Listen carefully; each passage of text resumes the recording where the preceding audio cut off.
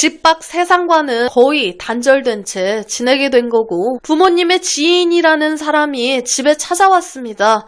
그날 이후 제 삶은 완전히 달라지게 됐죠. 저는 마을 남자들을 상대해야 하는 상황에 놓이게 된 겁니다. 안녕하세요. 저는 서울에 살고 있는 35살의 여자입니다. 오늘은 제 인생 이야기를 처음으로 꺼내보려고 하는데요. 제가 태어나고 자란 곳은 정말 외진 시골이었습니다. 버스도 몇 대 없었고 마을도 작아 외부 사람을 거의 볼 수 없는 곳이었어요.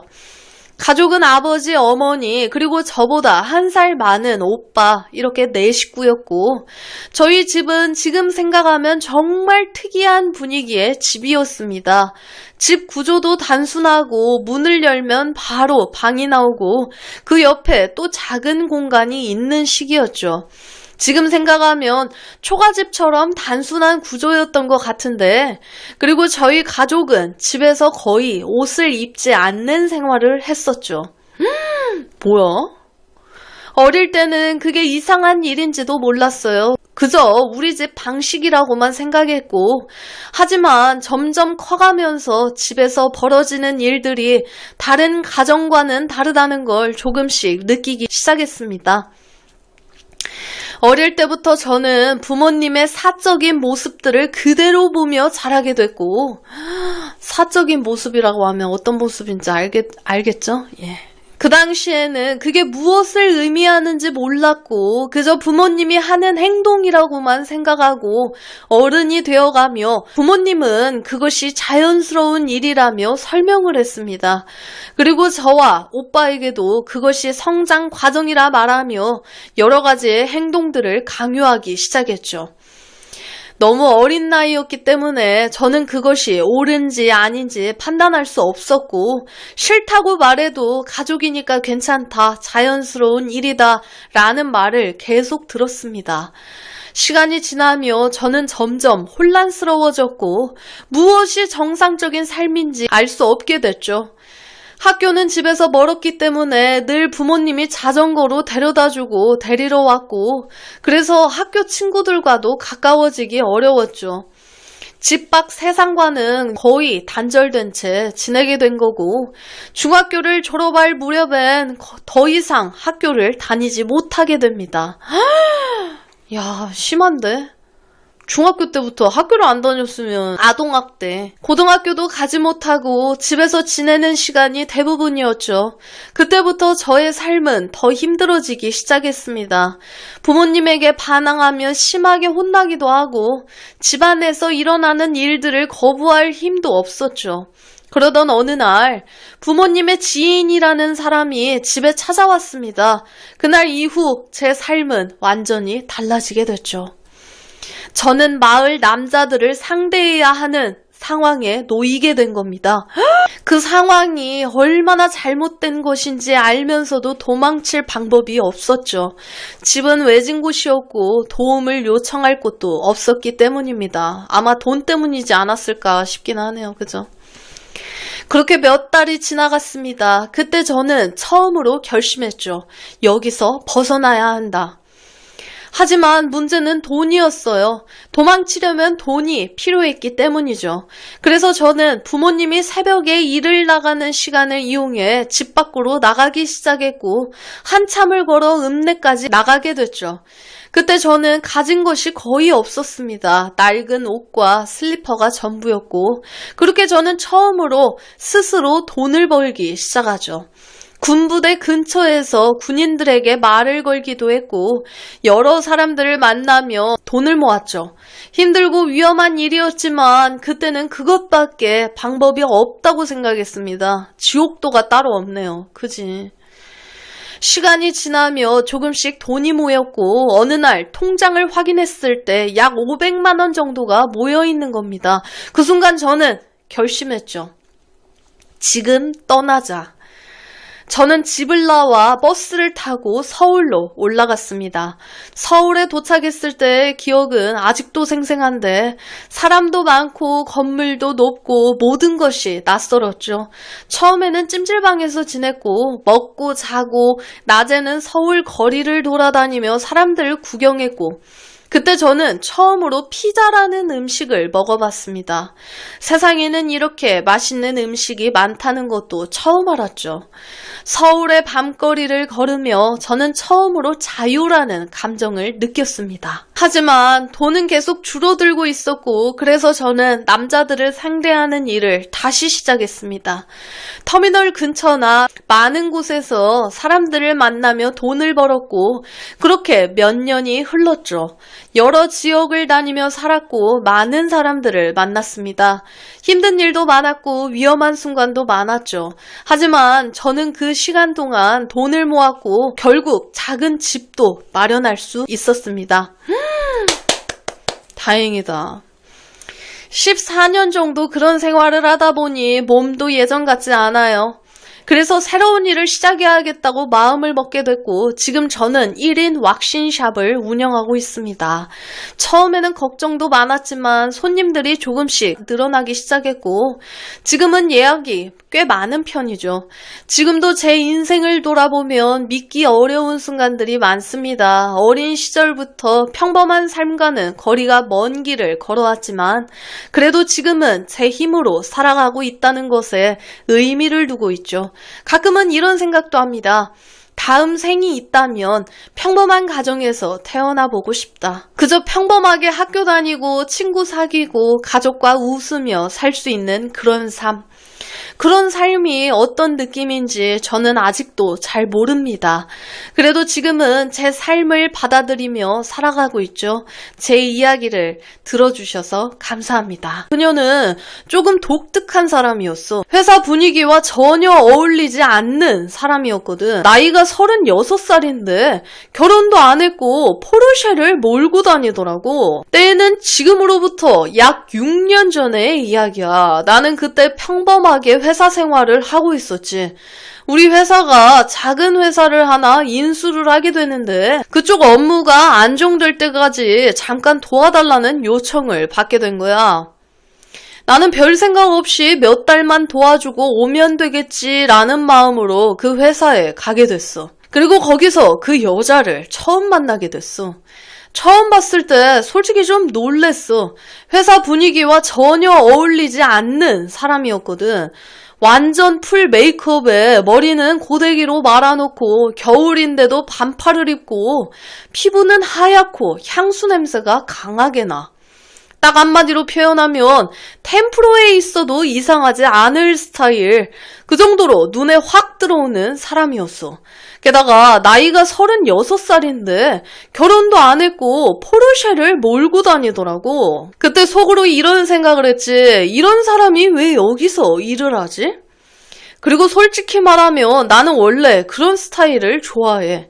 그래서 처음 본 순간부터 이미 마음이 좀 흔들렸던 것 같아. 업무 때문에 교육도 해주고 같이 일하며 대화를 조금씩 하게 된 거야. 그러다 보니 메신저로 문의가 자주 오지. 이거 어떻게 처리하면 될까요? 이거 어디서 확인해요? 처음에는 업무 이야기만 하다가 점점 대화가 늘어나게 됐어.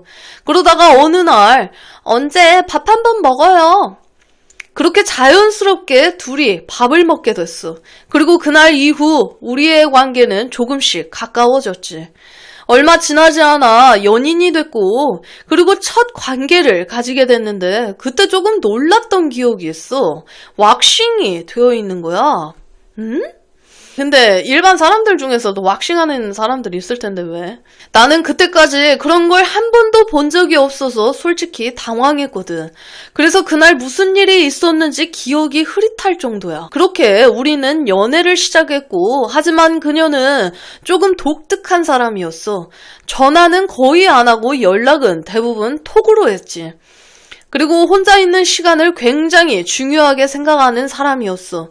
집에서 고양이를 4마리 키우고 있었는데 고양이랑 있는 시간이 제일 좋아. 이런 말을 자주 해. 나는 애정 결핍이 좀 있는 성격이라 처음에는 그런 부분 때문에 다투기도 했지. 하지만 좋아했기 때문에 내가 많이 맞춰주려고 노력했어. 그렇게 시간이 지나면서 내 회사에서도 승진을 하게 됐고 나는 팀장이 되고 결국 그녀를 내 팀으로 데려오게 돼. 그래서 우리는 회사에서도 보고 퇴근하고도 보고 각자 집에서도 만나고 완전히 연인처럼 지내게 됐고 그렇게 6년이라는 시간 동안 나는 그 사람을 믿었지. 단 한 번의 의심을 해본 적이 없었고 그러던 어느 날 내 휴대폰이 고장이 나게 된 거야. 그래서 잠깐 그녀의 휴대폰을 사용하게 됐지. 그리고 그 순간 내 인생이 완전히 무너지게 됐어. 어떤 메시지를 하나 보게 된 거야. 처음에는 그냥 별 생각 없이 본 메시지였어. 그런데 내용이 이상해. 오늘 보는 거지. 이따 봐. 오늘 하루 화이팅. 지금 가고 있어. 4시 30분 도착. 응, 306호. 이런 식의 메시지. 그리고 놀랍게도 그 메시지가 한두 개가 아닌 거야. 대화를 계속 내려보는데 거의 2년치 기록이 있었지. 패턴도 똑같아. 일주일에 한 번 퇴근 시간대쯤 지금 가고 있어. 몇 시 도착, 몇 호. 감정 표현도 없고 애정 표현도 없어. 딱 업무처럼 짧은 메시지. 그 순간 머리가 멍해졌지. 나는 그녀를 깨웠어. 이게 뭐야? 그런데 그녀가 한 말은 이걸 왜 봤어? 나는 설명을 요구했어. 이게 뭐냐고. 그런데 그녀는 집에서 얘기하기 싫다. 나가! 라고 말하는 거야. 나는 그 순간 눈이 돌아버릴 것 같았어. 사고를 칠 것 같아 옷을 입고 나가려고 했지. 그런데 휴대폰이 고장이 난 상태였고 화가 나서 그녀의 휴대폰을 들고 나와버려. 그 과정에서 몸싸움이 조금 있었고 그리고 내가 집을 나가자마자 그녀는 112에 신고한 거야. 집에 돌아와 휴대폰을 확인했어. 그리고 알게 됐지. 그 메시지들의 정체를. 알고 보니 그녀는 10년 이상 스폰을 하고 있었던 거야. 어떤 기업 대표와 일주일에 한 번 퇴근길에 만나서 호텔에 갔다가 집으로 돌아가는 생활. 그 대가로 한 달에 300에서 400 정도 받았던 것 같아. 많이도 받네. 나이가 36살이나 되는데. 나는 그 사실을 보고 완전히 무너져 버렸지. 6년 동안 만난 사람이 이미 10년 넘게 다른 남자와 그런 관계를 유지하고 있었어. 그리고 나는 전혀 몰랐고 전화도 자주 하지 않는 사이였고 톡으로만 연락하던 관계였기 때문에 너무 오버페이인데? 그러니까 20대라고 해도 저 정도는 받겠다. 아니 20대라고 하면 저 정도 받는 거 이해를 하는데 36이면 어지간히 이쁜가 보다 그지? 그녀는 나와 만나면서도 그 남자와 만나고 그 남자 만나고 돌아와 나에게 집 도착이라고 톡을 보내고 있었던 거야. 그 이후 내 인생은 완전히 무너져 버렸지. 나는 상해죄로 고소를 당했고 이게 웬 말이야? 무슨 또 고소를 당해. 야 진짜 나쁜 진짜 나쁜 류연이네. 그녀에게 연락을 했더니 스토킹으로 고소를 당했어. 결국 벌금도 내야 했지. 그리고 회사 익명 사이트에 그녀는 스폰녀다라고 글을 올렸다가 직장 내 괴롭힘으로 신고까지 당해버렸어. 결국 나는 회사에서도 퇴사를 하게 됐지. 아유, 그런 건 하지 말지. 본인한테 안 좋은 건데. 그 뒤로 1년 동안 나는 술과 정신과 약으로 버텼고 15kg나 빠졌어. 극단적인 시도도 몇 번 했지. 정말 이해가 안 됐어. 사람이 어떻게 그렇게 살 수 있을까? 나는 모든 걸 잃었고 직장도 명예도 건강도 그리고 6년이라는 시간도. 하지만 그녀는 여전히 잘 살고 있어. 와, 진짜 기도 안 찬다. 악인들은 이렇게 잘 세상 떳떳하게 돌아다니면서 살고 있어요. 이 악행을 저지르는 것들, 이 악마 새끼들. 진짜 이래서 여자 만나기 무서운, 다 그렇지만은 않아요. 예. 다 그렇진 않기 때문에 잘 만나면 되죠. 엄청 꾸미고 웃으며 회사도 계속 다녀. 범죄는 내가 저지르는 것이 되어버렸고 스포는 범죄가 아니었어.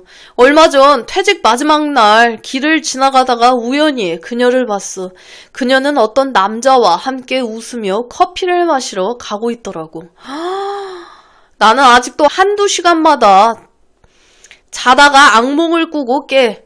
6년 만났던 사람인데 나는 그 사람을 전혀 몰랐어. 사람이 무섭지. 지금 내게 남은 건 거의 없어. 사실 그때 나는 이미 여자친구가 있었어. 그녀 역시 동거하던 남자친구가 있었고. 서로 인연이 있는데 이랬어? 안녕. 나는 지금 아들과 딸을 키우며 살고 있는 44살의 가장이야. 가끔 채널에 올라오는 썰들을 재밌게 듣다가 나도 한 번쯤 이 이야기를 풀어보면 어떨까 싶어서 글을 남겨봐. 지금은 평범한 가장이지만 젊었을 때 나는 꽤 자유분방하게 살던 사람이었지. 지금 생각하면 철없던 시절이었지만 당시에는 그게 그냥 내 삶의 방식이었지. 외모는 솔직히 말하면 사람들 취향이 꽤 갈리는 스타일이고 수염을 기르는 편에 딱 봤을 때 매력 있다고 하는 사람도 있고 아니라고 하는 사람들도 있는 그런 스타일이거든. 지금 아내는 나이트에서 만나 결혼을 했고 어느덧 9년째 결혼 생활을 하고 있어. 아내도 나이에 비해 몸매도 좋고 외모도 괜찮은 편이라 주변에서도 괜찮은 아내를 만났다는 말을 듣고는 해. 다만 결혼 생활이라는 게 시간이 지나면 연애 때와는 또 다른 분위기가 되더라고. 그래서 젊었을 때의 이야기를 하나 풀어볼게. 이 이야기는 내가 30대 초반이었을 때야.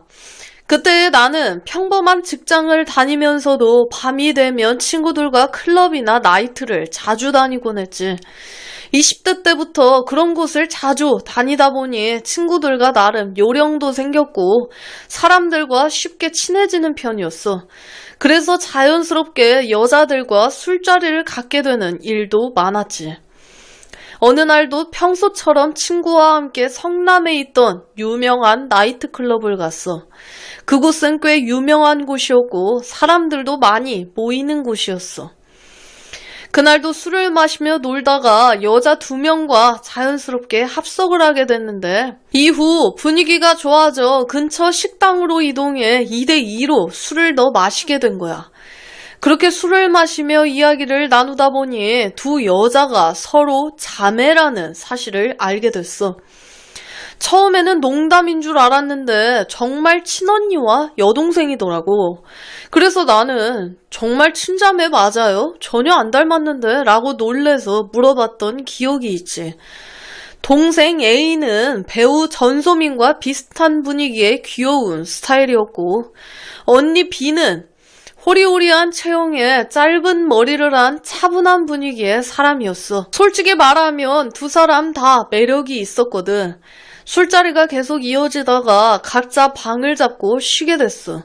나는 A와 같은 방으로 들어갔는데 그날 이상하게 긴장한 탓인지 분위기가 생각처럼 자연스럽게 이어지지 않았어. 나도 스스로 당황했고 A도 조금 당황한 표정인 거야. 결국 그날은 서로 어색한 분위기 속에 그냥 잠에 들게 됐지. 아침이 되어서도 나는 여전히 컨디션이 좋지 않았고 결국 제대로 분위기를 만들지 못한 채 헤어지게 됐어. 지금 생각하면 나도 꽤 민망했던 순간이었지. 며칠이 지나고 A에게서 연락이 와. 술을 조금 마신 상태였는지 나와 다시 만나고 싶다고 했어. 나는 솔직히 다시 연락이 올 줄은 몰랐거든. 그래서 조금 놀랬지만 다시 만나보기로 했어. 만나자마자 그녀는 조금 서운했다는 이야기를 해. 내가 매력이 없었어? 라는 식이었지. 나는 솔직하게 그날 너무 긴장했던 것 같다고 말했고 너무 예쁜 사람이랑 있으니까 내가 그때 긴장했던 것 같아. 그러자 그녀는 웃으면서 말하더라고. A의 마음의 소리는 저도 못 먹냐? 뭐 이런 거 아닐까요? 그런 거지. 맞지? 그래서 이제 한번 다시 줘볼까 기회를 주는 거지. 그럼 다시 확인해보자. 우리는 다시 시간을 갖게 됐고 그날은 처음과는 달리 분위기가 훨씬 자연스러웠어. 서로 어색함도 풀렸고 그녀도 웃으며 편하게 대해줬어. 그렇게 우리는 조금 더 가까워지게 됐지. 그 이후로 자연스럽게 자주 만나게 됐고 사실 그때 나는 이미 여자친구가 있었어. 그녀 역시 동거하던 남자친구가 있었고 서로 인연이 있는데 이랬어? 와... 그래서 서로에게 너무 깊이 빠지지 않으려고 했지만 시간이 지나면서 점점 정이 생기게 되었지.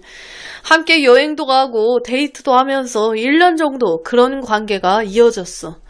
하지만 그런 관계는 결국 오래 지속되기가 어렵지. 어느 날 우리가 길을 걷고 있는데 내 여자친구의 친구가 그 장면을 목격하게 됐어. 그 일로 내 여자친구와 크게 다툼이 있었고 A와도 상황이 점점 부담스러워졌지. 그리고 시간이 지나게 되면서 우리의 관계도 자연스럽게 끝나게 됐어. 지금 생각해보면 젊었을 때 참 철없이 살았던 것 같아. 그때가 그저 재미있게 살고 순간을 즐겼던 것이 중요하다고 생각했지만 나이가 들고 가정을 꾸리게 되니 생각이 많이 달라지게 되더라고. 결혼 후에도 잠깐 방황하던 시기가 있었지만 결국 깨닫게 된 건 사람은 결국 자신을 진심으로 좋아해주는 사람과 함께 살아야 한다는 거야. 지금도 가끔 그 시절의 이야기를 떠올리면 웃음이 나오기도 해. 하지만 동시에 지금의 삶이 훨씬 더 소중하다는 것도 느끼게 되지. 꽤 강렬한 인상을 남겼던 분이었어.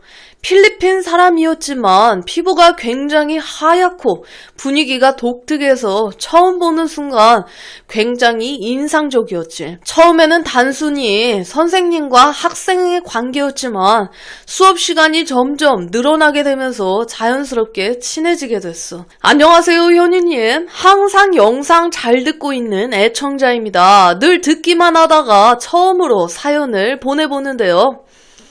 글솜씨가 좋지 않아 조금 두서없을 수도 있는데 현희님이 잘 풀어주실 거라 믿고 용기 내서 적어봅니다. 때는 지금으로부터 꽤 오래된 이야기야. 나는 현재 30대 중반의 남성이고 이 이야기는 내가 학생이었을 때 겪었던 일이지.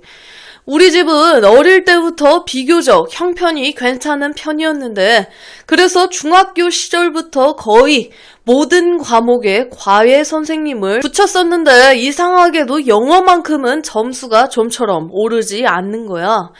연세대 출신의 선생님, 서울대 출신 선생님까지 많은 분들에게 과외를 받아봤지만 영어 성적은 늘 제자리 걸음이었지.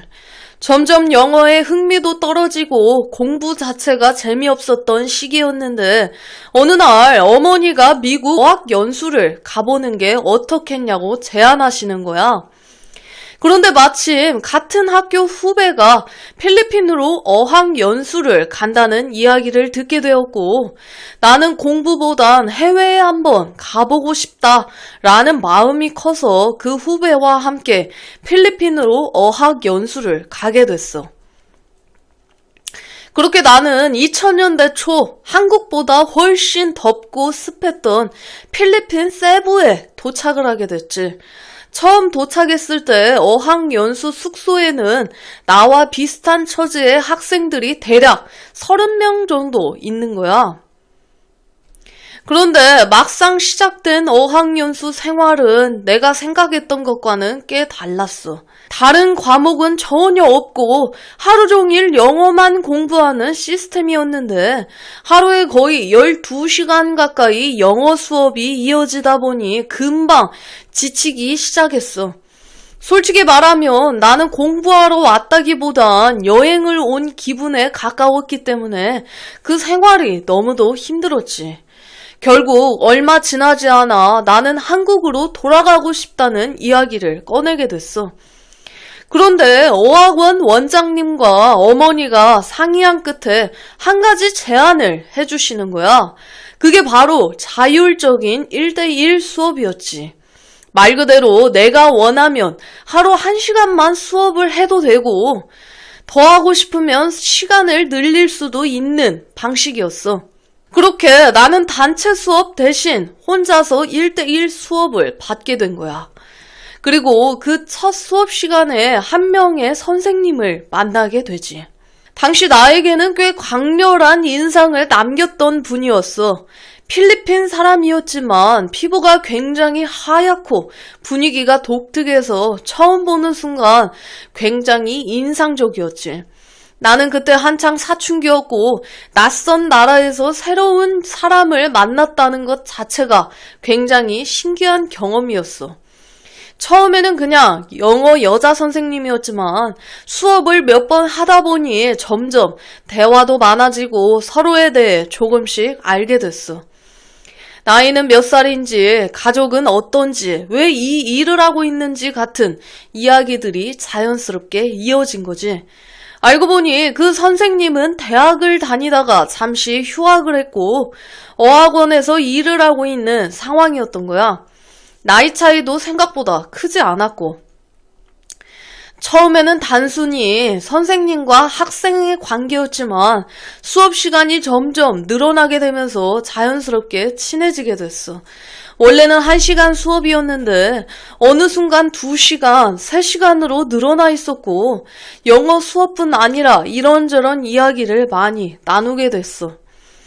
그러던 어느 날 어학원 일정 중에 주말 자유시간이 있었어.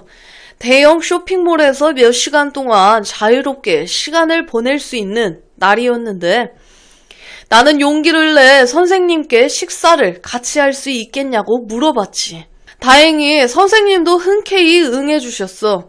그날 우리는 쇼핑몰에 있는 영화관을 갔는데 필리핀 영화관에는 사람이 몇 명 없었고 영화를 보다가 처음으로 선생님의 손을 잡아보기도 했어. 그렇게 밥도 먹고 영화도 보고 이야기도 나누면서 시간을 보낸 거지. 나는 그때 처음으로 해외에서 여자와 이렇게 가까워지는 경험을 하게 됐고 그 시간이 굉장히 특별하게 느껴졌어. 그 이후로 나는 영어 공부에는 점점 더 열심히 하게 된 거지. 처음에는 전혀 흥미가 없었던 영어였지만 그 선생님과 더 많은 대화를 나누고 싶다는 마음이 생기게 되면서 공부에 집중을 하게 된 거야. 신기하게도 그렇게 공부를 하다 보니 영어 실력도 점점 좋아지기 시작했어. 어학연수 기간이 끝날 무렵 나는 한국으로 돌아가야 됐어. 돌아가기 전에 선생님에게 언젠가 다시 꼭 오겠다고 말을 했지. 선생님도 웃으면서 언제든 다시 와 라고 이야기해 주셨어. 한국으로 돌아온 뒤 학교 시험에도 이전보다 훨씬 좋은 성적을 받게 됐고 그 덕분에 나는 다시 한번 어학연수를 갈 기회를 얻게 된 거지. 그리고 몇 달 뒤 나는 다시 필리핀 세부로 돌아갔어. 그곳에서 다시 그 선생님을 만나게 된 거야. 시간이 조금 흐르긴 했지만 여전히 밝고 따뜻한 사람이었고 나 역시 이전보다 훨씬 성숙해져 있었어. 그때부터 우리는 더 자주 만나게 되었고 주말에는 함께 시간을 보내기도 했어. 그 시절에 나는 그곳에서 정말 많은 경험을 하게 된 거지. 낯선 나라에서 새로운 사람들을 만나고 새로운 문화를 접하고 그리고 누군가와 가까워지는 감정을 느끼게 된 거야. 그 모든 시간이 나에겐 굉장히 특별한 기억으로 남아있고 많은 경험이요. 그렇죠. 남녀 사이에 대화만 중요한 게 아니잖아요. 그렇죠? 이제 몸의 대화도 중요하기 때문에 여러 가지를 총 포함해서 많은 경험을 했다라고 이제 얘기를 하는 것 같아요. 하지만 결국 나는 다시 한국으로 돌아와야 했고 그 시절에는 지금처럼 연락이 쉬운 시대도 아니었지. 카카오톡도 없었고 SNS도 지금처럼 활성화되지 않았던 시절이라 연락이 점점 뜸해지게 되면서 자연스럽게 멀어지게 됐어. 시간이 흐른 뒤 나는 대학생이 되고 문득 그곳이 다시 떠올라 어학연수 프로그램의 조교로 필리핀에 다시 가게 됐어. 혹시나 하는 마음에 그 선생님을 찾아봤지만 이미 어학원에서는 일을 그만둔 뒤더라고. 페이스북이나 연락처를 통해 몇 번 연락을 시도해봤지만 닿지 않았어. 그렇게 나는 그 인연을 마음속 추억으로 남겨두게 된 거지. 하지만 인생이라는 게 참 신기한 것 같아. 그 이후로도 나는 필리핀과 인연이 계속 이어졌고 지금은 필리핀에서 사업을 하며 한국과 필리핀을 오가며 살고 있어. 그리고 필리핀에서 만난 인연과 결혼까지 하게 된 거야. 지금의 삶이 나는 만족스럽고 행복하게 살고 있어. 그럼에도 불구하고 가끔 세부여행 비행기를 탈 때면 그리고 공항에 도착해 그 익숙한 공기를 맡을 때면 문득 그 시절이 떠오르고는 해. 어린 시절 낯선 나라에서 만났던 그 여자 선생님 그리고 그 사람이 내 인생에 남긴 작은 변화들. 아마 그때의 경험이 없었다면 나는 지금처럼 영어를 좋아하지도 않았을 거고 필리핀과 이렇게 깊은 인연을 맺지 않았을지도 몰라. 그래서 가끔은 생각을 해. 그 시절의 그 만남이 내 인생의 방향을 조금은 바꿔준 것이 아닐까 하고 말이야. 예전에 똑같은 어플로 만남을 가지게 된 남자가 있었대. 그 남자가 차라도 한 잔 마셨으면 한다며 열정적으로 부탁하길래 오라고 했다는 거지. 그래서 차만 마셨어? 라고 물었더니 아니 그 먼 데서 왔는데 어떻게 차만 마시고 보내. 그냥 그렇게 한 번만 만나고 말았지 라고 답을 하길래 이거 결이 다른 또라이구나 했지. 현희님 안녕하세요. 꽃샘추위가 기승을 부리는군요. 이럴 때 감기 환자들이 많아져야 동네 의원들이 먹고 사는데 아무튼 봄이 다가오고 해서 인생에서 터닝 포인트를 한번 찾아보고자 자격증 시험을 보려고 면벽 수도에 들어갔는데 생각보다 빠른 시간에 합격을 해버려 마실 삼아 또 기웃거려 봅니다. 라방을 들어보니 방송의 수위가 낮아진 정도가 아니라 없어진 듯 하네요. 맞아요. 예, 저도 불현듯 이런 생각에 팍 들어가지고 그래서 오늘은 좀 수위가 괜찮은 걸로 가져온 겁니다. 적토마를 타고 광활한 벌판을 거침없이 내달리던 여포마냥 넘치는 패기로 청룡 언월도를 자유자재로 휘두르던 관흥장의 기백으로 외설과 예술을 오가며 가감없는 비판과 욕짓거리를 일갈하던 우리 현희님의 모습이 그리운 정도가 아니라 심지어 너무도 얌전해진 현희님 모습에 서글퍼지더군요. 저도 너무 서글프답니다. 어떻게 이럴 수가 정말. 그깟 유튜브 운영자 따위가 뭐라고 공유, 개방, 집단 지성을 표방하며 누구나 자유로운 컨텐츠를 올리고 상상의 나래를 펼치라고 할 땐 언제고 그깟 미제, 자본주의, 노예 근성을 버리지 못해 우리 현희님의 혁명적이면서도 창의적인 욕짓거리조차도 주춤하게 하는 나쁜 놈들이라고 느꼈습니다. 뭐 시절이 수상하니 그 조류에 편승하는 것도 또 하나의 방편이라고 느껴집니다. 순천자흥이요. 이분은 진짜 글 잘 적어. 아니 내가 봤을 때 이분 배우신 분이야. 역천자 망이라는 말이 있듯 제가 살다 보니 객기 부리며 독야 청청한다 한들 누구 하나 알아주는 이 없고 결국에는 모난 돌이 정 맞는 더러운 꼴 앞에서 온갖 수모란 수모는 다 겪게 되더이다. 고저 바람에 이끌려 이리저리 순풍에 돛 달고서 가고자 하는 길을 찾는 조그마한 돛담배 맹키로 물길에 그리고 바람결에 순응하며 사는 것도 어리석지 않은 선택입니다. 그건 그거고 내가 현희님 덕분에 큰 도움을 받았지 뭡니까? 또 이것은 또 웬 또 기쁜 소식이랍니까? 지난번 현희님의 방송을 듣다가 현희님이 요즘 썸네일을 AI로 이용해 만들고 컨텐츠의 수위도 그것으로 조율해준다는 얘기를 듣고 그날은 아무 생각 없이 그냥 흘러넘겼죠. 일단은 시험 준비를 해야겠다는 생각을 하고 옹골진 마음으로 책상에 앉았는데 밤낮으로 주색 잡기를 하고 뻘짓만 일삼으며 탬버린만 쳐대던 인간이 자격증 따겠다고 갑자기 책을 펼치니 하얀색은 종이요 검은색은 글씨더군요.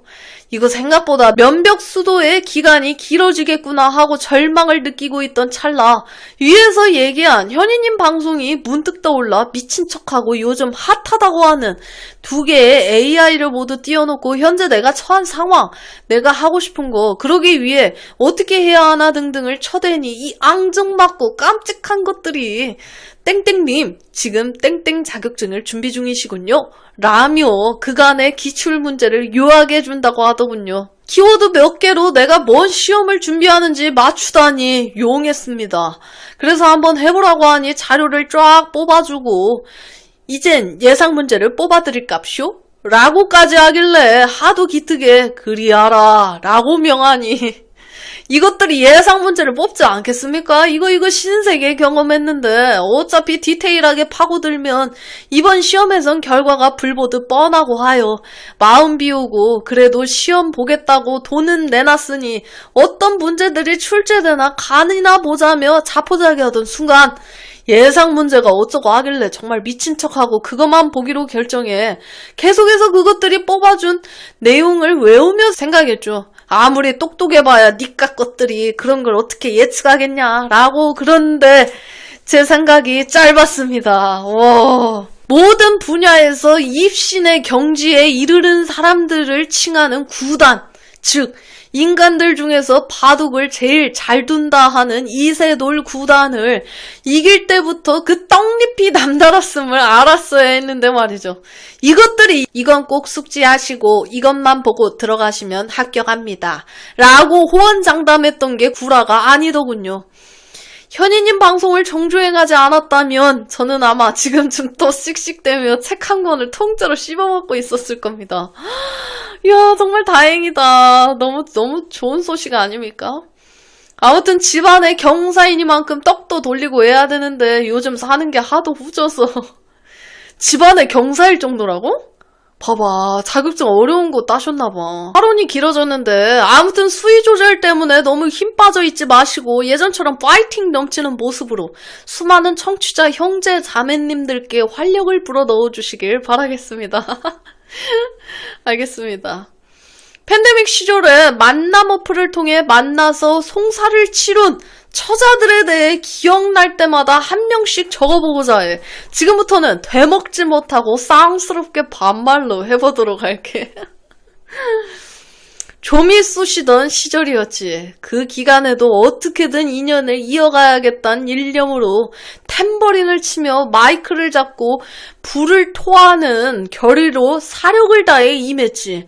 경기 남부에 사는 여인네였는데 나이가 나보다 좀 많았어. 내가 남들처럼 취향이 편향되거나 일관되지 않아 연식 같은 거를 굳이 안 따지거든. 여적지 연을 맺었던 여인네들이 평균적으로 나보다 4-5살은 위가 많았으니까. 프로필 사진을 보니 현란하더구만. 만약 저 사진이 현재의 모습이라면 난 개 탄 거다 라고 생각했어. 휴대폰으로 참 많은 대화를 나눴지. 그러면서 출근해서 찍은 사진이라며 즉석에서 사진을 찍어 보내주기도 하고 살짝 엇나가는 사진을 찍으려 시도는 하는 듯 했으나 아이들이 많은 관계로 최대한 자제를 하더라고. 처음에는 채팅을 위주로 하다가 손가락이 아파서 통화를 했고 아이가 고등학생이라 귀가 시간이 늦다고 하여 대화를 나누는 것에 대해선 불편함이 없었어. 전화 소리를 들어보니 역시 50대의 여성 특유 성대의 걸걸함 그리고 어휘 등이 느껴지더라고. 지금 하는 일은 공공근로 비스무리한 일인데 뭐라더라? 대학 시절에 유아교육학과를 졸업해서 그쪽 자격증이 있기 때문에 좀 안정적으로 적은 시간만 나가서 아이들을 돌본다고 하던데 뭐 사는 것도 괜찮아 보이고 만남을 갔던 날 몰고 온 차도 제네시스였나 그랬을 거야. 프로필 사진에 대해 문의를 하니 처음에는 지금도 그 모습이라고 우기더라고. 그리고 그녀만의 특유의 말투가 있는데 중독성이 있으면서도 재미진 거야. 그래서 점점 더 실물을 확인하고 싶어졌고 그녀 또한 동의를 했지. 오후 시간에 아이들을 돌보니 집에다가는 오전에 수업 갔다가 오후에 친구 만나고 온다고 했으니 오전에 보자고 하더라고. 그래서 만났고 내 차로 이동해 근처 저수지에 가서 브런치로 피자를 먹으며 이것저것 물어봤어. 물론 아첨에 가까운 얘기들로 말이야. 내가 물어봤지. 지금도 이 정도면 대학 다녔을 때는 말도 못했겠어 라고 말하니 자기 같으면 나 같은 여자를 가만 냅뒀겠어? 라고 응수하더라고. 어느 정도였는데? 요즘식으로 얘기하면 번호 따이고 길거리 헌팅은 다 반사해. 그 당시에는 삐삐도 귀할 때였으니까. 형제 자매님들 삐삐가 뭔지 알지? 요즘 우리가 쓰는 스마트폰 전에 PCS라는 것도 있었고 시티폰이라는 게 뭔지 나오기 전에 번호만 찍히는 기계가 있었어. 그것도 혁 뒤에 차고 다니며 사람 많은 데서 삐삐거리는 소리 말고 징하며 진동 오는 거 슬쩍 보여주면서 혁 뒤에서 삐삐를 빼내서 확인하는 거 그게 또 멋이었지. 그 세대였다는 거야. 이쁘긴 이쁘더라고. 근데 본인 말로는 언니가 더 예뻤대.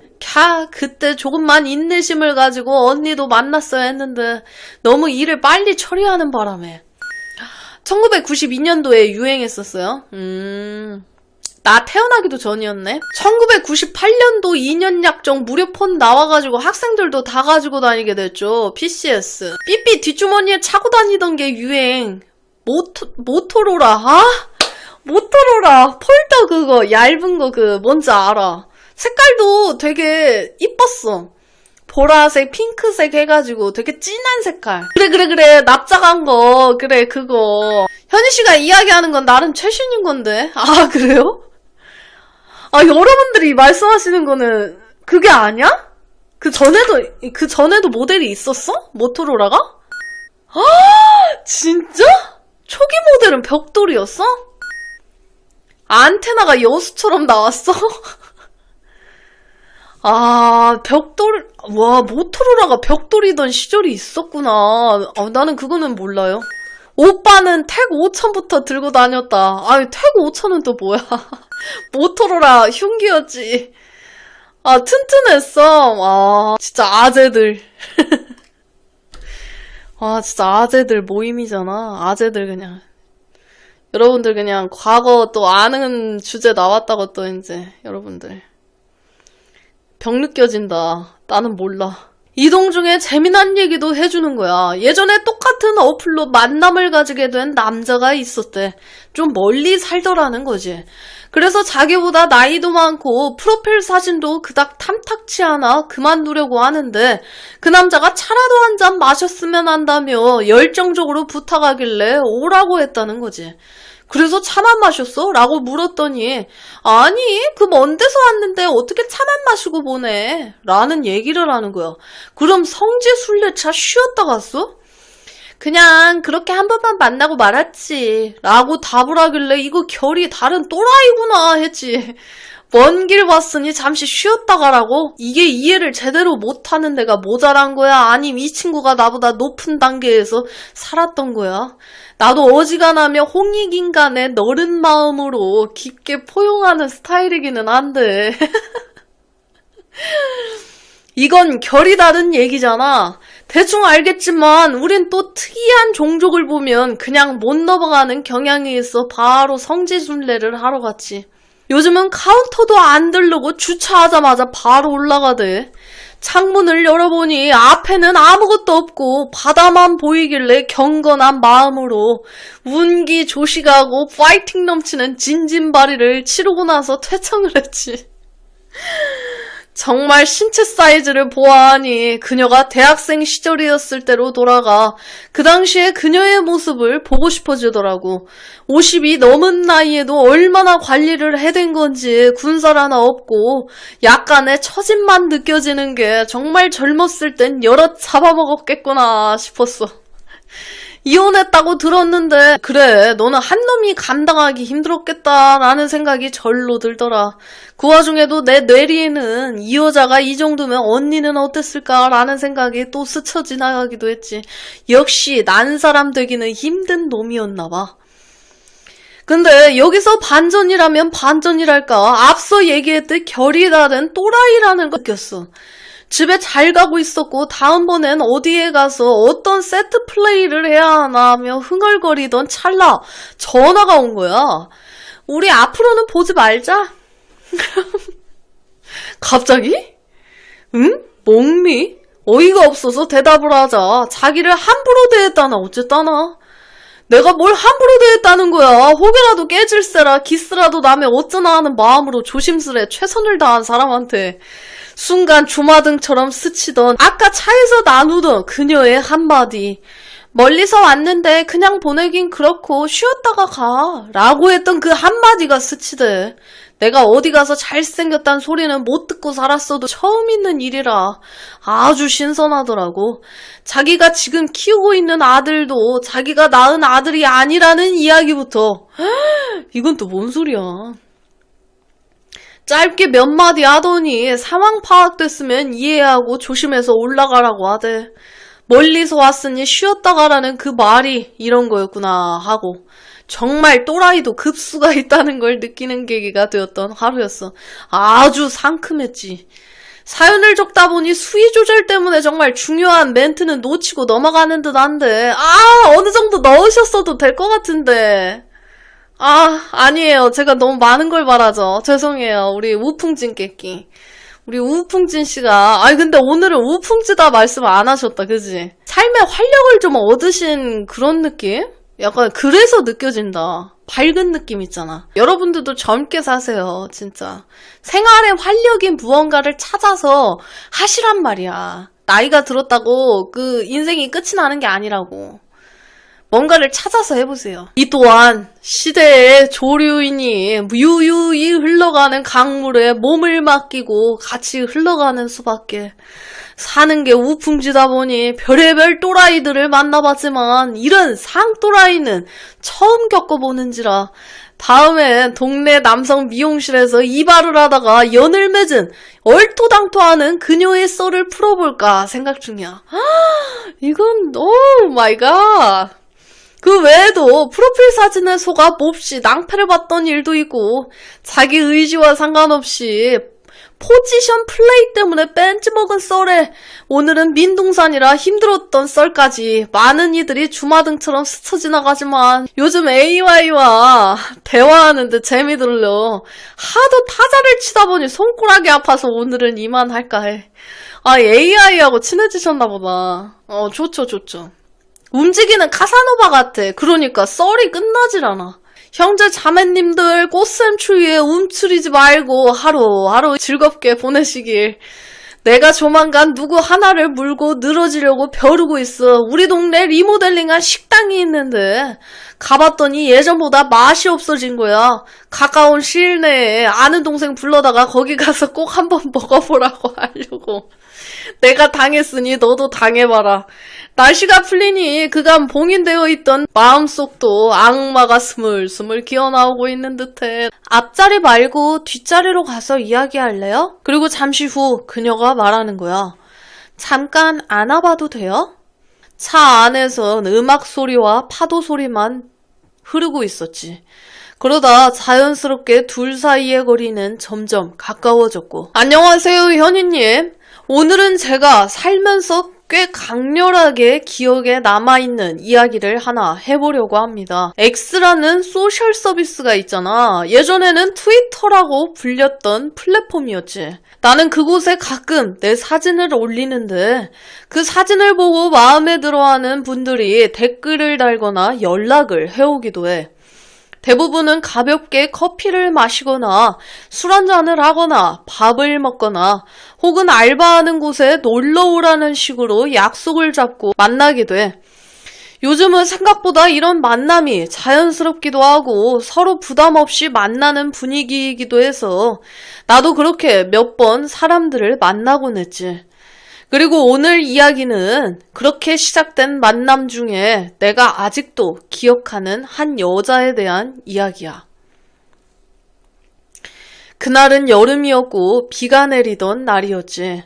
평소처럼 나는 내 사진을 올리고 댓글을 달아주는 사람들과 가볍게 이야기를 나누고 있었어.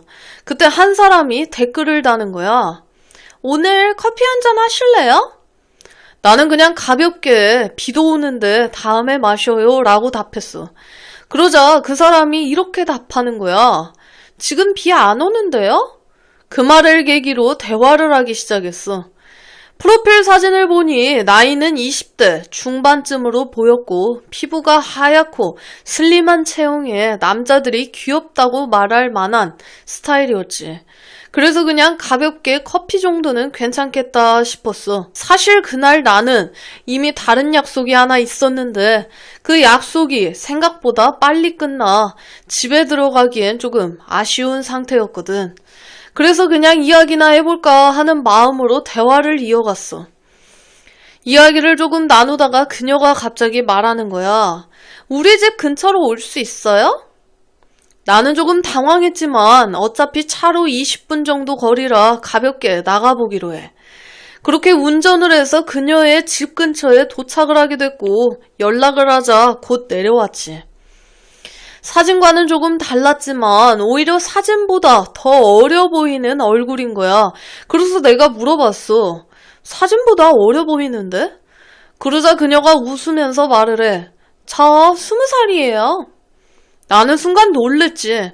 나는 그때 30대 초반이었거든. 그래서 속으로 연애 같은 건 절대 아니겠구나 생각했고 그래도 이미 만난 김에 커피라도 마시고 이야기나 하자 싶었어. 카페가 문을 닫을 시간에 가까워져 드라이브 스루로 커피를 받아 근처 바닷가로 이동을 하게 됐지. 여름밤에 바닷가는 습하고 끈적한 공기가 남아있었지만 그래도 바람이 조금 불어서 분위기는 나쁘지 않았어. 차 안에서 음악을 틀어놓고 우리는 이야기를 시작했지. 처음에는 서로 가벼운 이야기를 했지만 곧 그녀는 자신의 이야기를 털어놓기 시작해. 알고 보니 2년 동안 사귀던 남자친구와 3개월 전에 헤어졌다고 하는 거야. 그리고 그 일이 너무 힘들어서 요즘은 잠도 잘 못 자고 아르바이트도 쉬고 있다고 했어. 집에서는 괜찮은 척하지만 속으로는 많이 힘들었다고 하더라고. 그러다 우연히 내 사진을 보고 며칠 동안 내 글을 읽다가 용기 내서 만나보자고 했다는 거야.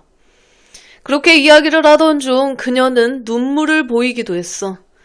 나는 그냥 조용히 이야기를 들어줬지. 한참 이야기를 하고 나니 조금 마음이 편해진 건지 그녀가 내 손을 잡으며 말하더라고. 오늘 제 이야기 들어줘서 고마워요. 그 뒤로 우리는 서로에 대한 이야기를 조금 더 나눴지. 그러다가 그녀가 말하는 거야. 앞자리 말고 뒷자리로 가서 이야기할래요? 조금 의아했지만 나도 그냥 그러자고 했어. 그렇게 우리는 차 뒤쪽으로 자리를 옮긴 뒤 그렇게 한동안 조용히 앉아 있었어. 그리고 잠시 후 그녀가 말하는 거야. 잠깐 안아봐도 돼요? 나는 별 생각 없이 그래요 라고 했어. 그렇게 우리는 잠시 서로 안고 있었어. 차 안에선 음악 소리와 파도 소리만 흐르고 있었지. 그러다 자연스럽게 둘 사이의 거리는 점점 가까워졌고 그날 밤 우리는 결국 더 늦은 시간까지 함께 있게 되었고 차에서만 있기에 불편한 것 같아 근처 숙소로 이동하게 돼. 처음에는 그냥 쉬려고 했지만 어느 순간 분위기가 바뀌었고 서로에게 끌리는 감정이 생기면서 그날 밤은 예상과는 전혀 다른 방향으로 흘러가게 됐어. 그녀는 생각보다 적극적인 성격이었고 나 역시 그 분위기에 자연스럽게 휩쓸리게 됐어. 그렇게 그날 밤은 나에게도 꽤 강렬한 기억으로 남게 됐지. 그 이후로도 우리는 몇 번 더 만나게 됐어. 그녀는 가끔 내 회사 앞에 찾아오기도 했고 집 근처로 오기도 했지. 서로 사귀는 사이는 아니었지만 어느 정도 특별한 관계로 약 1달 정도 이어졌고 하지만 현실적인 문제도 있었어. 나이 차이도 있었고 그녀의 가족도 그 관계를 반대했기 때문이야. 결국 그녀의 가족이 다른 지역으로 이사를 가게 되면서 자연스럽게 우리의 관계도 끝이 났어. 지금도 가끔 연락은 하고 지내. 하지만 서로의 삶이 달라졌기 때문에 예전처럼 자주 만나지는 못하지. 그래도 가끔 그 시절을 떠올리면 꽤 강렬했던 한여름 밤의 기억처럼 남아있어. 어쩌면 그때의 그녀는 20살의 감정으로 세상을 가장 강하게 느끼던 시기였던 것 같기도 해. 그리고 나는 그 순간을 우연히 함께하게 되었던 것 같지. 이자 상환을 핑계로 매주 빚 독촉을 해오고 못 갚으면 애가 있는데도 불구하고 그런 상황이 계속 지속이 됐고 임신까지 하게 되면서 내게 연락이 온 거였어. 안녕하십니까, 현이호사. 7년 전이었는데 추석을 앞둔 때였던 걸로 기억하지. 느닷없이 알고 지내던 동생에게 연락이 오게 된 거야. 아주 심각한 목소리로 오빠 같이 병원에 좀 가줄 수 있어? 라고. 무슨 일이 생긴 것 같아 걱정이 됐지만 잠시 고민을 했어. 그 동생은 이미 결혼을 해 애까지 있는 유부녀였거든. 그러면서도 한편으론 남편이 있는데 나한테 연락을 할 정도면 뭔가 아주 심각한 일인 것 같았지. 그래서 그녀가 사는 동네로 갔어. 아기가 100일 때 본 후로 연락을 안 하고 지내던 터였는데 거의 1년이 넘어 본 동생의 상태가 말이 아닌 거야. 두 눈 아래 짙은 다크서클에 푸석푸석한 얼굴, 집안 꼬라지도 말이 아니었지. 사람 사는 집이 맞나 싶을 정도로. 애는 구석탱이에서 자고 있고 그녀는 아무 말도 않고 웅크린 채 있었어. 그래서 추궁을 해보니 한참을 망설이다. 사실 지우는 수술을 해야 되는데 보호자가 있어야 한대. 응? 생뚱맞은 이야기에 벙 쪘어. 유부녀인데 그건 왜 한다는 걸까? 그리고 애 아빠는 어디다 두고? 침착하게 동생을 달래며 다시 물으니 애 아빠는 회사에서 잘린 뒤 돈 벌어온다고 집을 나가 몇 달째 연락 두절 상태래. 응? 애 아빠가 몇 달째 연락 두절 상태인데 어떻게 임신이 된 걸까? 이상한 생각이 들어 추궁을 했어. 혹시 이상한 짓을 하고 다닌 건 아닌가 해서. 그랬더니 갑자기 울음을 터뜨리더라고. 협박을 당하고 있었대. 울면서 하는 말을 하나도 못 들을 것 같아 겨우 달래서 이야기하니 그제야 제대로 설명을 해주더라고. 애아빠가 연락 두절이 되면서 생활비가 바닥이 났고 여기저기 조금씩 꾸어서 버티다 결국 사채에 손을 댔다고 해. 길거리에 날아다니는 일수 사채 찌라시를 보고 연락을 했다더라고. 그렇게 찾아간 사채 사무실에서 아기나 키우던 여자가 뭐 볼 게 있었겠어. 수입도 없고 담보라고 할 만한 것도 없다 보니 이상한 요구를 해왔대. 영상을 하나만 찍어 담보로 잡으면 돈을 빌려주겠다고. 영상 하나 찍으면 빌려주겠다고, 빚 다 갚으면 영상 삭제해줄 테니 걱정하지 말으라고. 이 동생 기집애는 멍청하게도 그 말을 믿었던 거야. 아니, 급하니까 믿을 수밖에 없었대. 그래서 찍고 300만 원을 빌렸대. 어차피 곧 애아빠랑 연락되면 금방 갚을 수 있을 거라고 생각했다지. 하지만 애아빠와 연락 두절 상태가 계속되고 수입은 없다 보니 당연히 연체를 하게 됐고 그때부터 그걸 빌미로 협박이 시작되었대. 그러다가 급기야 집으로 찾아와 빚 독촉을 하기 시작했고 결국 이자 상환을 핑계로 이 상황까지 오게 됐다는 거야. 그 후로 매주 빚 독촉을 해오고 못 갚으면 애가 있는데도 불구하고 그런 상황이 계속 지속이 됐고 임신까지 하게 되면서 내게 연락이 온 거였어. 영상을 보니 참 기술적으로 잘 찍었더라고. 동생의 얼굴이 선명하게 나오게 찍었고 솔직히 진짜로 한 게 아닌가 의심이 들 정도로 말이야. 본인은 절대로 진짜로 한 게 아니라고 하니 그렇게 믿을 수밖에 없었어. 아무튼 그냥 경찰에 신고하라고 종용하려다가 망설였어. 사람이 참 비겁해지더라고. 영상이 너무 치명적이었거든. 얼굴이 선명하게 잘 나오게 찍힌 거라. 운 좋게 영상이 유출되기 전에 그놈들을 잡을 수 있으면 다행인데 만약 잘못해서 못 잡거나 영상이 유출되고 나서 잡으면 어떡하지? 내가 감당할 수 있을까? 괜히 끼어들었다가 오히려 얘 인생에 더 큰 피해만 남기는 게 아닐까? 차라리 돈을 빌려줄까? 그 돈으로 사채를 갚으면 영상 지워준다고 했다던데 정말 다 갚으면 영상을 지워주긴 할까? 5만 가지 생각이 다 들더라고. 며칠을 고민했어. 어떻게 하는 게 나은 걸까? 결국엔 신고해서 빨리 그놈들을 잡는 게 가장 나을 것 같아 동생 수술 일정에 맞춰서 설득하기로 했지. 수술을 마치고 회복실에서 정신을 차린 동생을 설득했어. 빚 다 갚는다고 영상 삭제해준다는 보장도 없지 않냐. 차라리 그놈들 잡아 지우는 게 확실할 것 같다. 긴 설득 끝에 결국 며칠 뒤 경찰에 신고를 했어. 경찰과 상의한 끝에 대출금 일부를 갚을 수 있을 것 같다며 범인들을 불러내기로 했지. 그리고 다행히 그날 바로 범인을 잡을 수 있었고 물론 영상이 담긴 휴대폰도 확보를 했어. 경찰 수사 중에 알게 된 게 동생 말고도 이런 식으로 여자들에게 몹쓸 짓을 한 게 한두 번이 아니었던 거야. 다행히 수사관 말로는 영상은 유출된 흔적이 없다고, 원본 영상은 검찰에 송치해 재판 끝나면 완전히 삭제될 수 있게 조치를 해주겠다고. 그리고 채무도 불법 대출이라 상환할 필요 없으니 걱정하지 말라고 하더라고. 그렇게 사건은 일단락 되었지. 되었다고 믿었는데 그리 간단한 일이 아니었던 거야. 생각보다 쉽게 볼 일이 아니더라고. 그 후로도 동생은 오랫동안 정신적 스트레스에 시달려야 했어. 뉴스에서 동영상 관련된 내용이 나올 때마다 동생은 불안해 떨어야만 했지.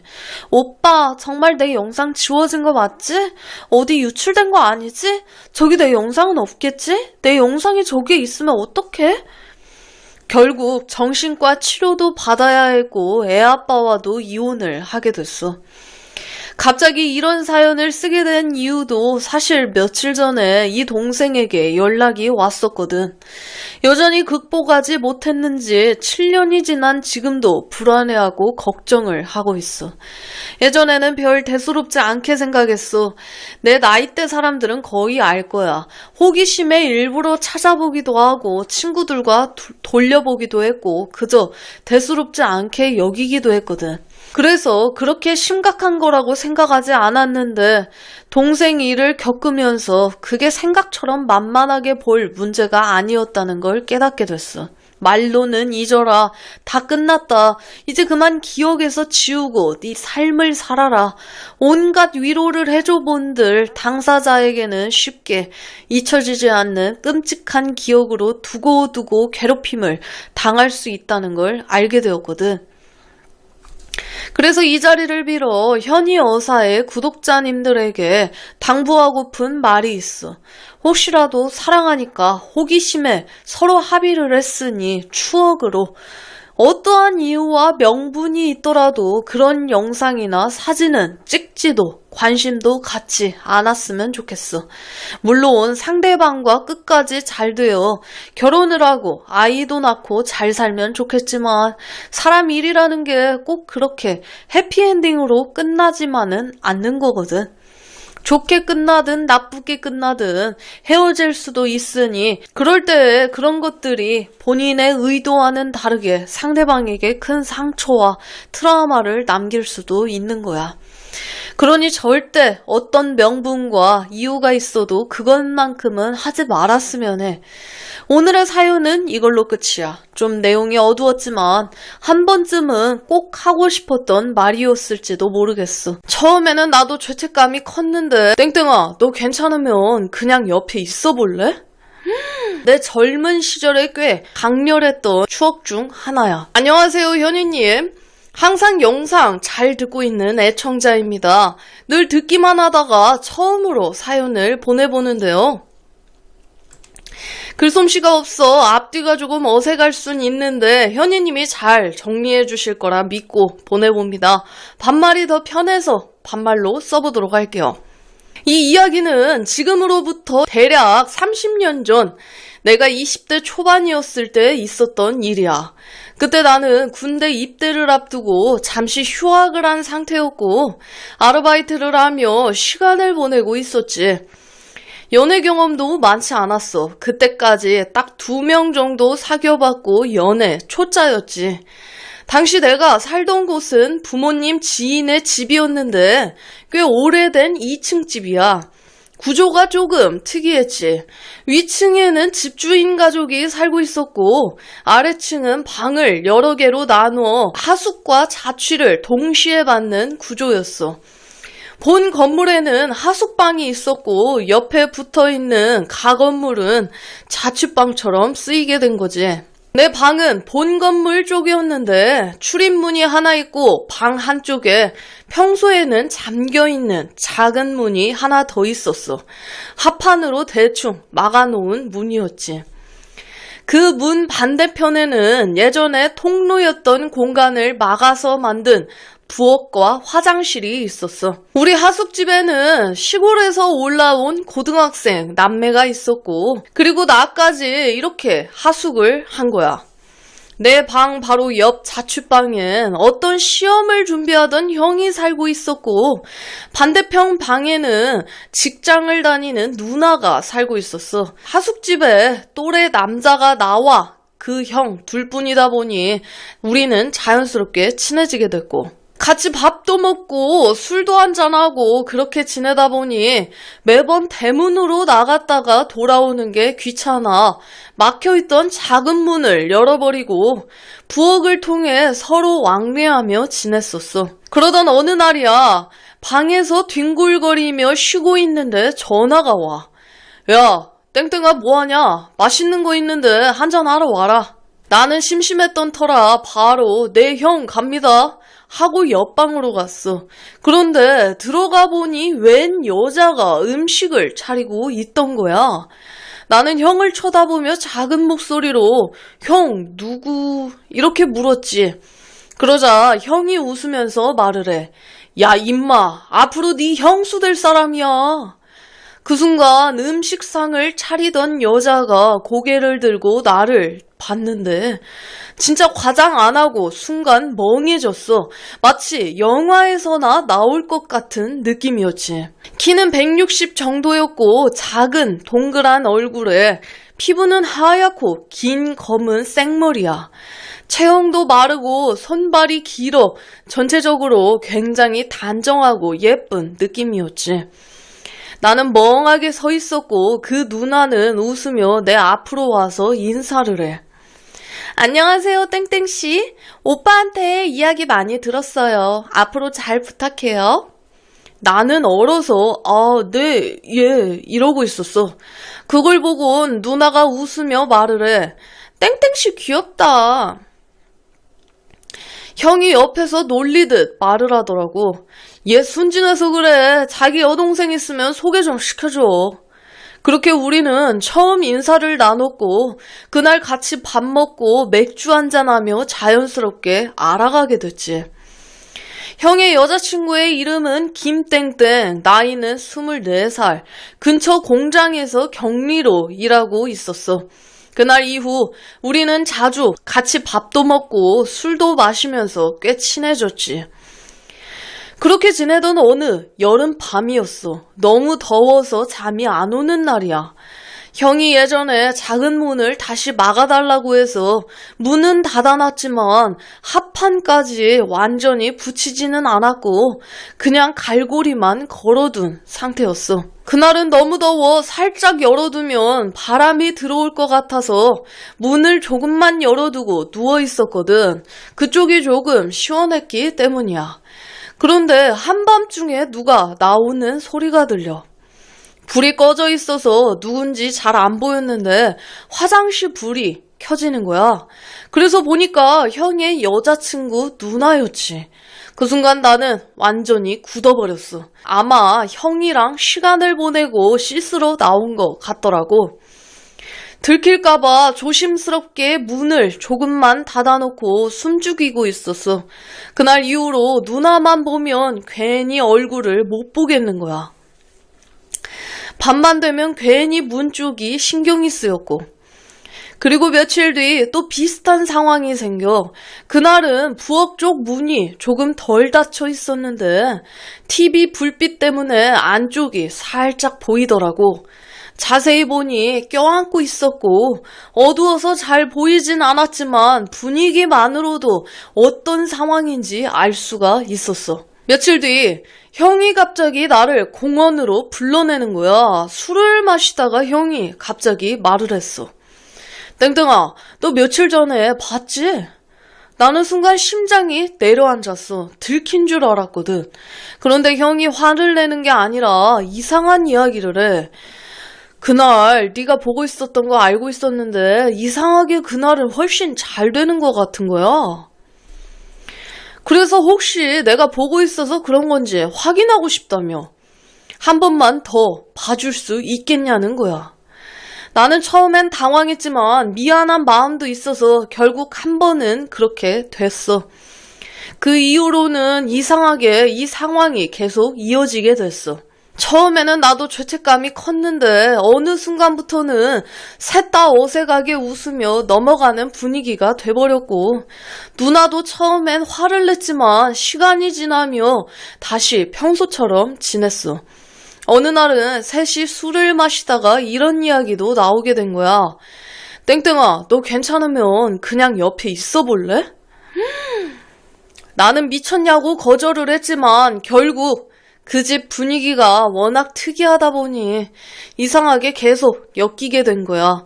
어느 순간부터는 나도 그 상황 자체에 익숙해져 버렸고, 누나는 내가 있어도 크게 신경을 쓰지 않았고 우리는 이상하게도 묘한 공존을 하게 됐어.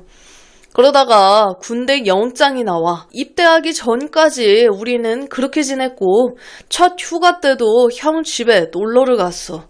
그날도 셋이 술을 많이 마셨지. 형은 누나와 같이 있었고 나는 옆에서 같이 있다가 잠에 들어. 그날 밤 마지막으로 누나와 이런저런 이야기를 했던 기억이 나. 그리고 시간이 흘러 저녁을 했는데 그 사이 형이 다른 지역으로 취직을 해 이사를 갔고 우리는 그 이후로는 연락이 끊어지게 됐어. 가끔 생각이 나. 그 형과 누나 지금도 잘 살고 있을지. 믿든 안 믿든 상관없지만 내 젊은 시절에 꽤 강렬했던 추억 중 하나야. 택시에서 내린 선배는 나를 보자마자 이렇게 얘기하는 거야. 나 오늘 너랑 자고 싶어서 왔어. 순간 나는 술에 취해 제대로 이해하지 못했지만 친구들이 모두 돌아가고 나서야 그 말의 의미를 깨닫게 됐지. 시청자 사연을 새로 보내주신 익명의 사연분이 계신데요. 시청자 사연 보내주셔서 감사합니다. 고마워요. 안녕하세요, 현이님. 처음으로 사연을 보내봅니다. 알고리즘을 통해 채널을 우연히 알게 됐는데 영상이 너무 재미있어 항상 잘 보고 있죠. 글솜씨가 부족해 걱정이지만 현이님이라면 재미있게 살려주실 것 같아 용기 내 보내봅니다. 저를 간단히 소개하자면 지금 직장생활 13년 차에 두 아이의 아빠입니다. 지금은 평범한 가장이지만 가정을 꾸리기 전에는 꽤 자유분방하게 살았던 시절이 있었죠. 그래서 오늘은 만약 타임슬립이 가능하다면 돌아가 보고 싶은 순간의 이야기를 해보려고 합니다. 때는 내가 대학 1학년이 되었을 때의 이야기야. 입학을 하자마자 한눈에 반한 1년 선배 누나가 있었지.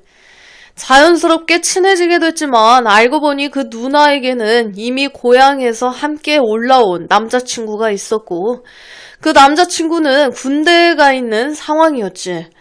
나는 운동도 좋아하고 술자리도 잘 어울리는 편이라 학과에서 나름 인싸였고 그 선배 역시 성격이 밝아 사람들과 잘 어울리는 스타일이었어.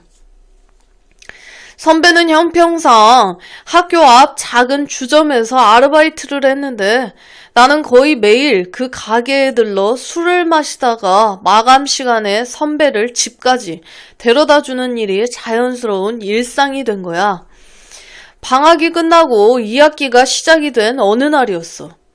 선배가 갑자기 연락을 하더니 수업이 늦게 끝났는데 택배가 온다. 방키 줄 테니까 대신 받아줄 수 있겠어? 라고 부탁을 하더라고. 나는 별 생각 없이 알겠다고 하고 선배의 자취방에 들어가 택배를 받아 놓았지. 잠시 뒤 선배가 돌아왔고 나는 처음으로 그 방에 들어가 보게 됐어. 침대에 앉아 더웠다고 장난을 치고 있었는데 선배가 웃으면서 손수건으로 내 얼굴에 땀을 닦아주는 거야. 순간 서로 얼굴이 아주 가까워지게 된 거지. 지금 생각하면 그 분위기에 많은 남자들이 다른 선택을 했을지도 몰라. 하지만 나는 괜히 민망해 고개를 살짝 돌리며 방 구경 좀 시켜주겠어요? 라고 말을 했고 결국 그날은 아무 일 없이 지나갔지. 시간이 흘러 2학기가 끝나고 나는 군대에 가게 됐고 그 사이 선배는 남자친구와 헤어졌다는 소식을 듣게 됐어. 하지만 군대에 있는 나는 아무것도 할 수가 없었어. 이 사실만 봐서는 내가 착각하는 거라고 생각할 수도 있겠지만 이날은 100% 여선배의 플러팅이었지. 그 후 선배는 가정형편 때문에 여군 부사관으로 입대를 하게 됐고 병사로 군대 간 나는 가끔 선배한테 연락을 했어. 우리 둘 다 군인이었기에 연락을 자주 하게 된 거지. 나는 긴 휴가 계획이 있었고 여 선배에게 휴가 계획을 말하고 그 선배도 마침 휴가였지만 서로 시간이 좀 지난지라 선배는 군대에서 만난 동기와 연애를 하고 있었어. 그런데 알고 보니 선배의 남친은 내 본가와 거리가 같았고 선배의 본가와 내 본가는 당시 20년 전쯤 거리가 택시비로 5만 원 정도였어. 내가 긴 휴가를 계획했던 건 2010년 남아공 월드컵이 한창이던 시기야. 조별리그 첫 경기는 우리나라의 2대0 승리로 나는 친구들과 인근 대학로에서 축제 분위기 속 술을 마시고 있었는데 내가 친구들과 축구를 보고 있는 걸 알고 있던 여 선배가 갑자기 연락이 오게 된 거야. 지금 너 있는 곳으로 가도 돼? 이미 늦은 시간이었지만 여선배는 택시를 타고 오겠다고 했고 나는 그러라고 했지. 친구들은 술을 마시고 있었고 나는 택시가 다 와간다는 그 선배의 말에 선배를 데리러 갔고 택시에서 내린 선배는 나를 보자마자 이렇게 얘기하는 거야. 나 오늘 너랑 자고 싶어서 왔어. 순간 나는 술에 취해 제대로 이해하지 못했지만 친구들이 모두 돌아가고 나서야 그 말의 의미를 깨닫게 됐지. 선배와 둘이 남게 됐고 그때 생각하게 됐어. 와, 이건 자고 싶어서 왔다는 게 맞구나. 그렇게 나는 여선배와 함께 모텔로 택시를 타고 가게 됐고 서로 술은 많이 취했고 모텔 문이 닫힘과 동시에 결국 우리는 함께 시간을 보내게 된 거야. 그날 밤은 여자 경험이 많은 나였지만 중년이 된 지금도 잊을 수가 없어. 내 기억 속에 아주 강렬하게 남아있던 밤이 되었거든. 다만 한 가지 아쉬운 점이라면 그날 술을 너무 많이 마셔 나는 제대로 정신이 또렷하지 않았고 그래서 그 순간을 온전히 느끼지 못했던 것 같아. 그 이후 나는 복학을 해 다른 여자친구를 만나게 됐고 선배와는 자연스럽게 연락이 끊기게 된 거지. 그래서 가끔 이런 생각을 해. 만약 타임슬립이 가능하다면 그날 술을 마시지 않은 상태로 여선배 자취방에 있던 그 순간으로 돌아가 보고 싶다. 방송 분량을 생각해 한 가지 더 사연을 짧게 적어볼게. 이번 이야기는 내가 30살 입사 3년차 때의 일이야. 나는 공무원 조직과 비슷한 분위기의 직장에서 일하고 있었는데 그때 다른 부서로 인사 이동을 하게 된 거지. 그 부서에는 팀장님 1분과 여자 인턴 직원 5명, 남자 인턴 직원 2명, 그리고 부팀장급이었던 내가 있었지. 솔직히 말하면 그 부서의 인턴 직원들은 외모나 분위기가 모두 괜찮은 편이었어. 내가 부서에 온 지 얼마 되지 않았을 때 팀원들이 환영회를 하자고 했는데 내가 방 2개짜리 아파트에 전세로 살고 있다는 걸 알게 되자 환영회 겸 집들이를 하게 된 거야. 그날 우리는 거실에서 술을 꽤 많이 마셨고 시간이 늦어지게 되면서 하나둘 집으로 돌아갔지.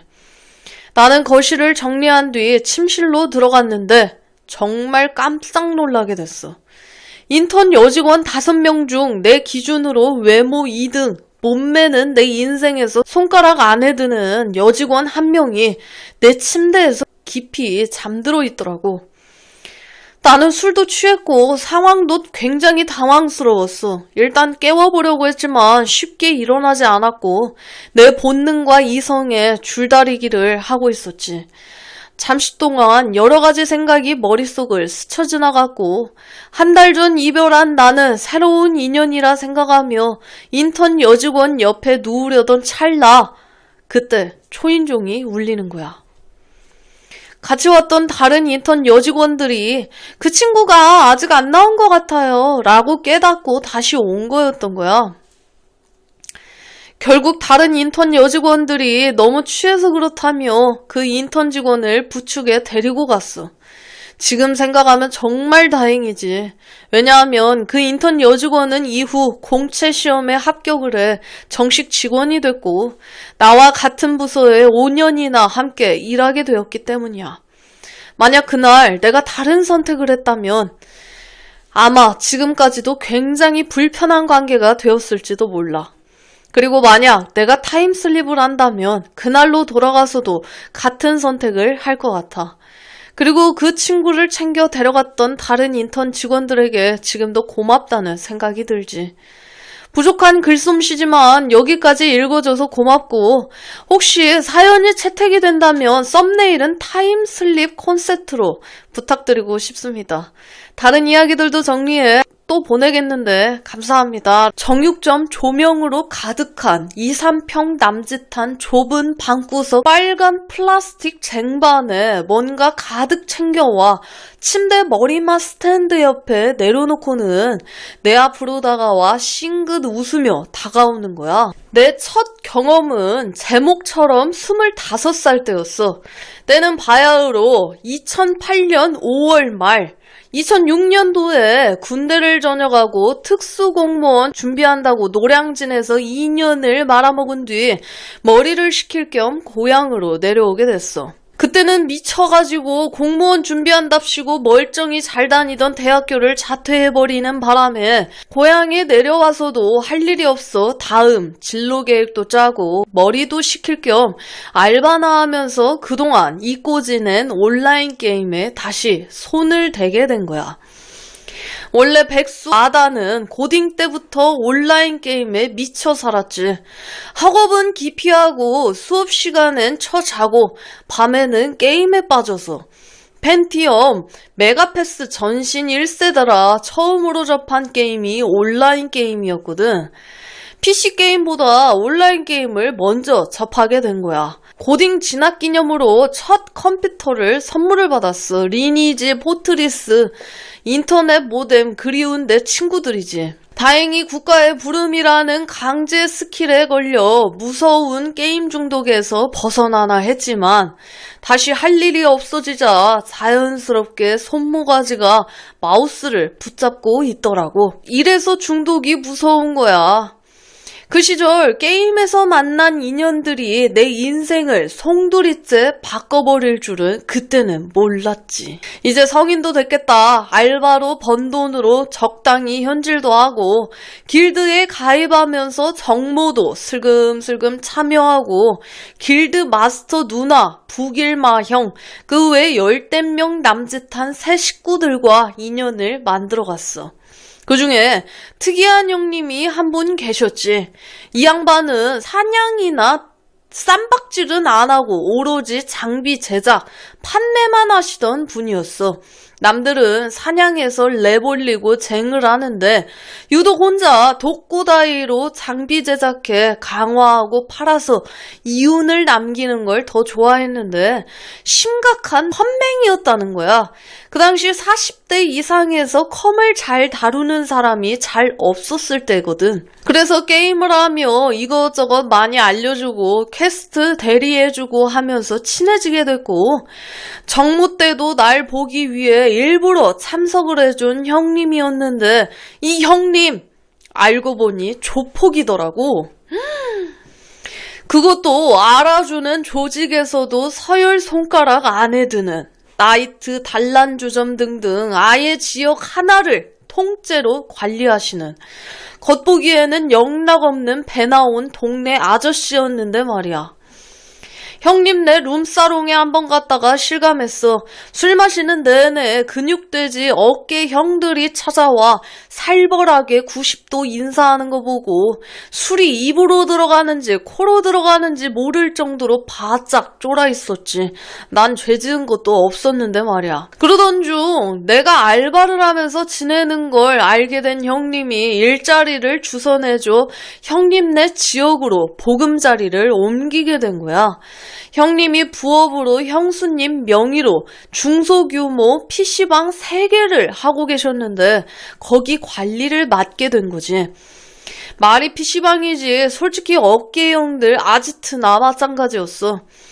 손님들 대부분이 어깨형들이거나 소시적 좀 치신다고 하는 아재들.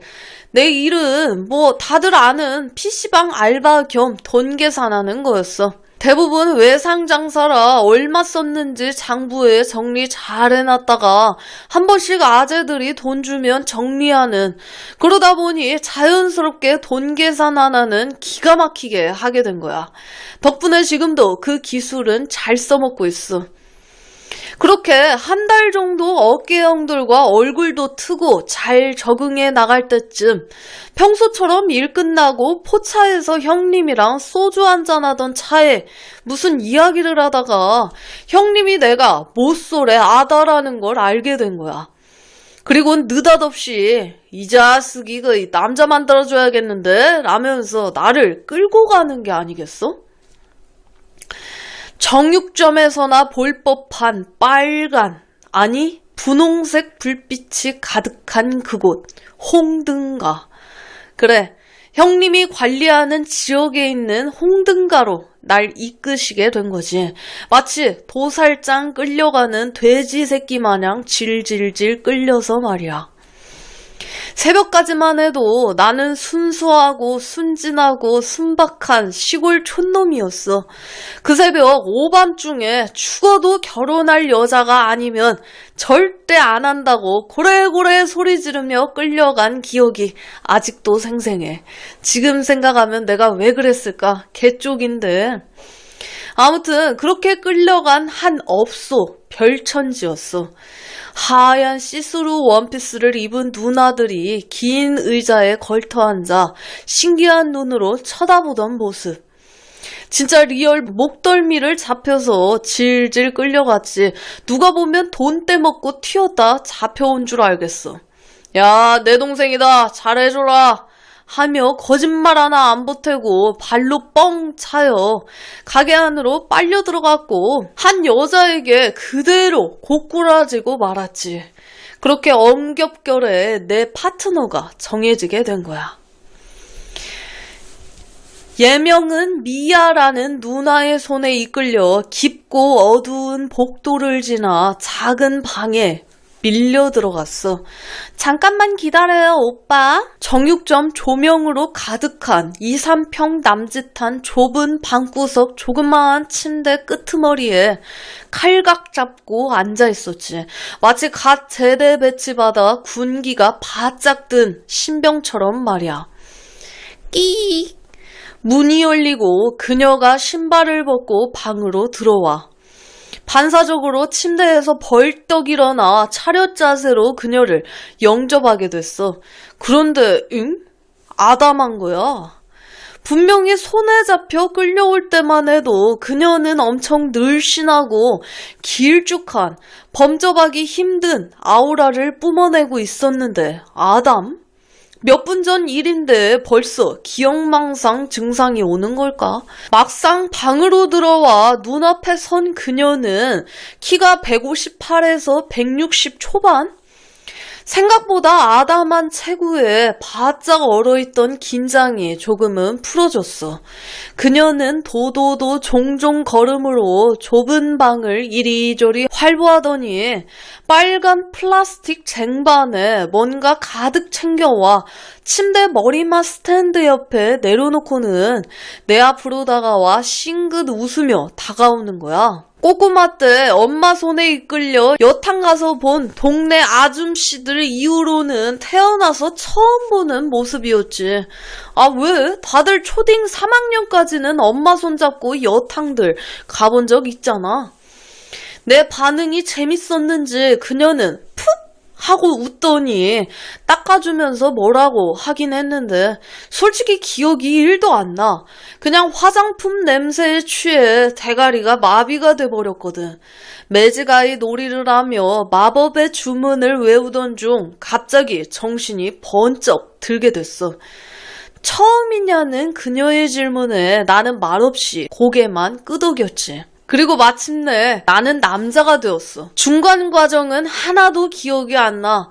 전기에 감전된 듯 마치 영혼이 빠져나간 것 같았고 손을 잡아 일으켜주기 전까지 멍하니 누워있기만 했어. 기분이 좋은 듯 고양이같이 배실배실 웃는 그녀를 뒤로 한 채 영혼이 빠져나간 나는 아무 생각 없이 업소 밖으로 나와 형님에게로 갔어. 짜스 좋드나. 끄덕끄덕. 자취방으로 오는 길 드디어 정신을 차리고는 몰려오는 현실 자각의 시간. 온탕과 냉탕을 오가듯 20분 남짓한 시간을 미친놈처럼 별의별 생각을 다 했어. 다음날 PC방에 출근을 했는데 형수가 무흐한 표정으로 나를 바라보는 거야. 그리고는 어깨를 다독이며 총각답지 뗐다며? 좋드나. 크크크. 출근 도장 찍듯 오는 어깨 형들마다 마, 니 뗐다며? 좋드나. 일주일 내내 형아들의 시달림에 쪽팔림은 덤이었지. 형들은 저마다 자신만의 고유 스킬과 노하우 같은 걸 전수해주기도 했었어. 어느 날 평소처럼 점심때가 되어 어깨 형들과 함께 짱깨를 시켜먹고 있었지. 너 여자는 만나고 다니냐? 한 형의 말에 다른 형들의 시선이 내게로 쏠리는 거야. 아니요, 안 가는데요. 왜? 돈 없어? 그러더니 그 형이 빈 그릇을 정리하던 형수에게 호통을 치는 거야. 누나, 얘 월급 안 줘? 얘가 돈이 없어서 하지를 못한다잖아. 돈 좀 주고 부려먹어야 될 거 아니야. 그 말에 형수가 냉큼 달려오더니 응?